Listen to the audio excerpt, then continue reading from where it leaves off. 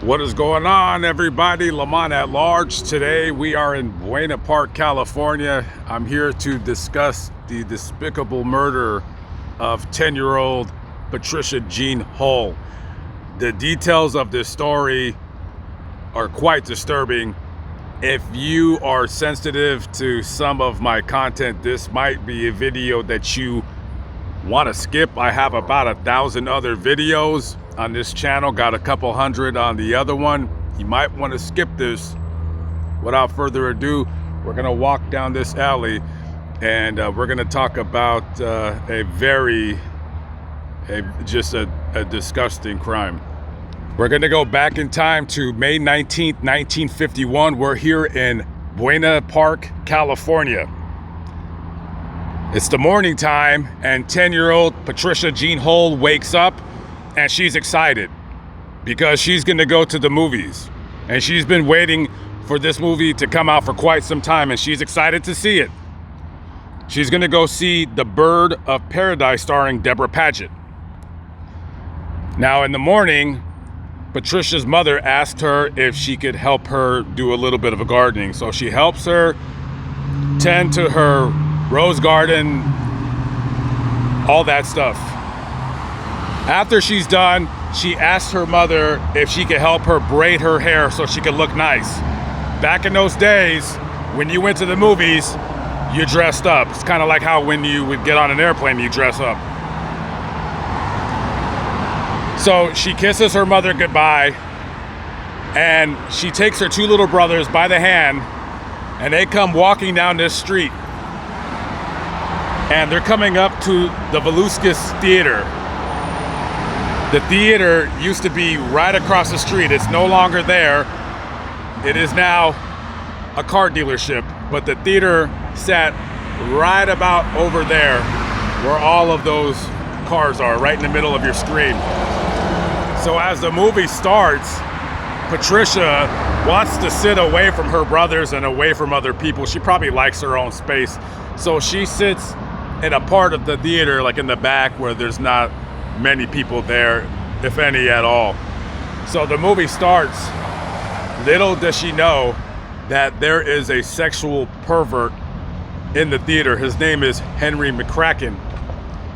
He goes into the theater and he sits in a row next to a little girl, and he takes his hand and he brushes it against her leg. She gets creeped out and she jumps away from him and goes back down to just get away from him. So Henry turns around and he notices Patricia sitting by herself. He goes up there and takes her by the hand and walks her right out of the movie theater. There is a witness. Somebody outside of the theater sees this little girl with braided hair crying as she's being led away by a man that she does not know. Henry Ford McCracken was a lifelong pedophile at the time of this crime. When he was a teenager, his mother tried to have him committed to a mental hospital because there were accusations of him fondling neighborhood children. Also, he was diagnosed by doctors as being schizophrenic. However, their diagnosis didn't determine that he needed to be hospitalized or just locked in an insane asylum. He later moves out to Michigan. At the time, he fancied himself some type of musician. While he's in Detroit, he, at 9 different times, and I wouldn't believe it unless I read it for my own eyes, 9 different times this guy is arrested for touching kids. 9 times. Now, I guess back in the early 50s, being a Detroit cop, 9 times is the charm, if you will. I guess 8 times wasn't enough to lock him away. So he's been arrested now 9 times. So now the Detroit police, they're looking for him because they're going to lock him away, because they're going to deem him a lifelong sexual predator. But by the time they grab him, he flees back here to Orange County. He gets back over here and he finds I don't know if you guys remember, and this is an old style, where you would have a motel and they would have like little individual cottages. So he rents one of these places. However, he fails to notify the police here in Buena Park that he's a registered sex offender. So they come and pick him up and they throw him in jail for 6 months. Now, I'm assuming that they did not know about the accusations back in Detroit. So he gets released. And so he has a job at the White Elephant Cafe somewhere right in this very area. So he sings there, I guess, on the weekends. And then he works as a maintenance man at this, what they used to call auto courts, which were the little tiny cabin style motels in this area. So he takes this girl to his dungeon and has his way with her. Whatever you want to think, that's probably what happened. While that's occurring, it's about 5:30, 6 o'clock now, and Terry and Leonard Hull, the parents, they're worried about their daughter because the boys come back, but Patricia, she's gone. So maybe they're thinking that she stayed for the matinee or for the later movie, whatever that word. So she doesn't call back. They call the police. So the police now, by the next day that she hadn't returned, the parents are frantic, and you have every single police officer in this area and 5,000 citizens of Buena Park combing the neighborhoods looking for Patricia. They're even having their kids, hey, walk up and down this block and see if you see this girl.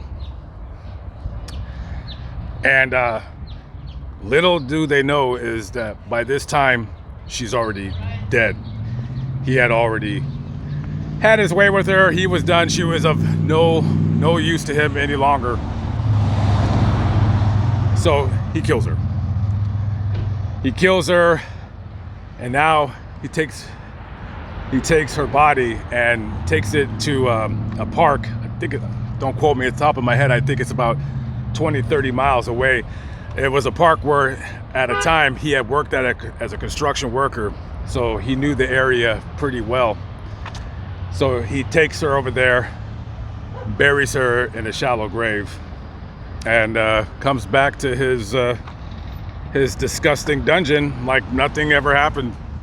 While an entire city is looking for this 10-year-old little girl, the manager of the motel where McCracken was staying at calls the police and says, I believe that I seen him with a little girl going into his motel, and I think that girl might have been the little missing Hull girl.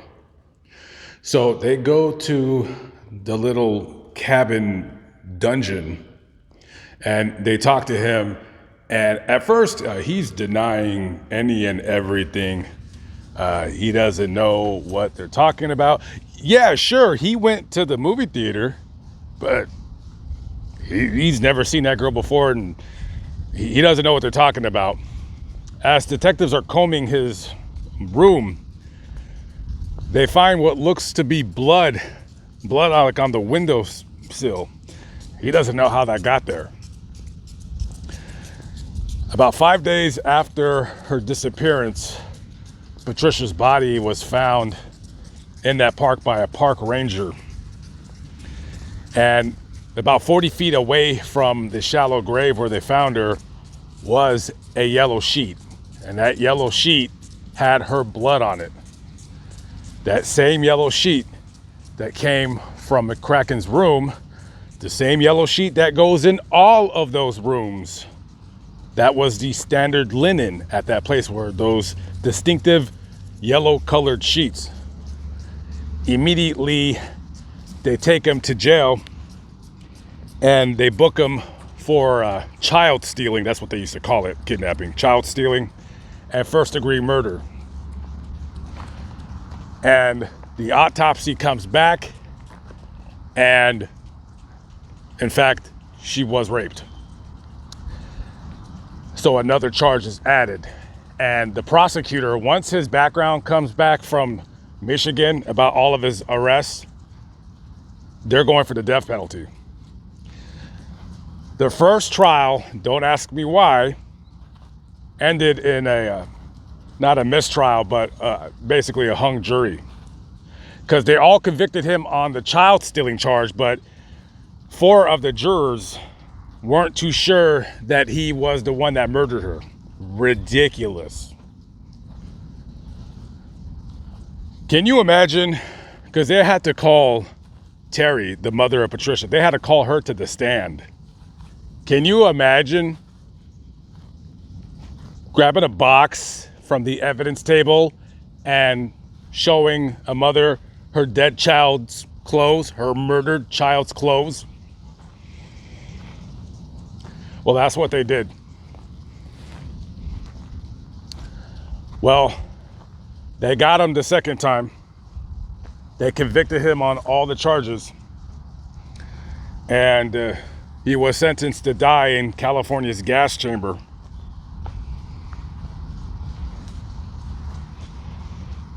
This is the final resting place of Patricia Jean Hull.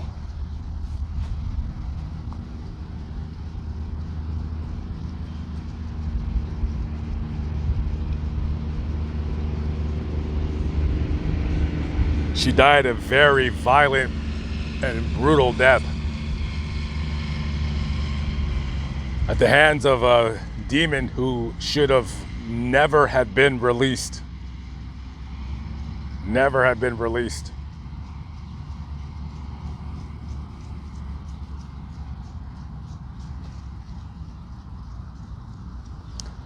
Some say that life isn't fair. Boy, let me tell you. Stories like this that disturb me deeply. Life is not fair.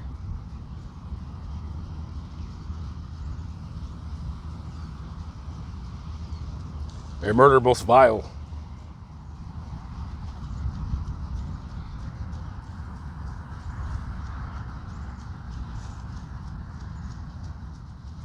All right, guys, I'm out of here. I'll see you on the next video. Peace out.